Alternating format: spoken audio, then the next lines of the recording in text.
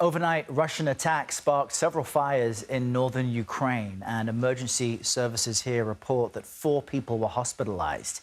Now, this comes after Ukraine launched a stunning, widespread drone attack on Russian air bases Sunday. Meantime, Russian and Ukrainian officials met yesterday in Turkey for a second round of direct peace talks. They agreed to a new prisoner swap, but made no progress toward ending the war. Michael Bociurkiw is a global affairs analyst and senior fellow at the Atlantic Council's Eurasia Center and joins us now from Odessa in Ukraine. Michael, always great to chat with you. Good morning to you. So what's your overall assessment of these peace talks with war raging in the background? And I know that Odessa, where you are, also took some hits recently.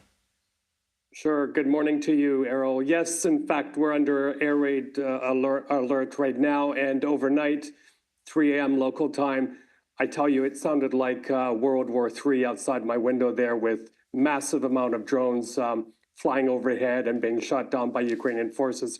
Fortunately, the damage wasn't that bad, but it goes to show you that I suppose that's the way peace talks work. You have one step forward, 2 steps backwards, but at least they were able to agree on a potential prisoner swap involving as many as 6,000 servicemen and women from each side. We don't know if those are remains or actual living servicemen, but these and they've also agreed to another series of talks. And it is good now that the Turks are in the middle mediating these. So these are all what we call confidence-building measures. Nothing big was expected anyway, but the things are inching ahead a little bit further.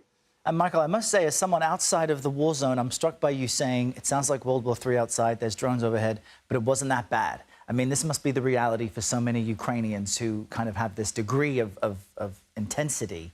And I'm wondering, as Ukraine waits for Russia to respond to the widespread drone attack from Sunday, what message the country was sending with it? Was it a show of power and strength so that it could force Russia to negotiate an end to the war, do you think? Yeah, well, if any of your viewers had a bad start to the week, imagine if you're the head of Russian intelligence or the chief of staff and you get summoned to the Kremlin on Monday morning after, they've lost 40% or so of their strategic bombing capability. Mr. Putin was severely humiliated and angered by this, and heads will roll.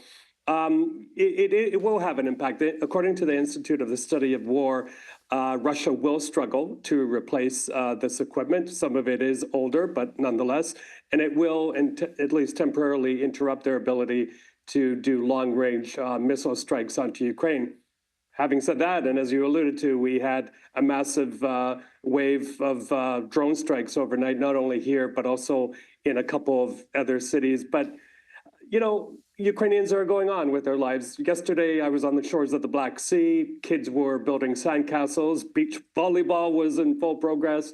And vendors there were getting ready for a busy summer season. That's a sign of defiance and that life carries on here. Yeah, and an important reminder to us all. Michael Bociurkiw, always great to chat with you. And of course, please do stay safe. We appreciate your time.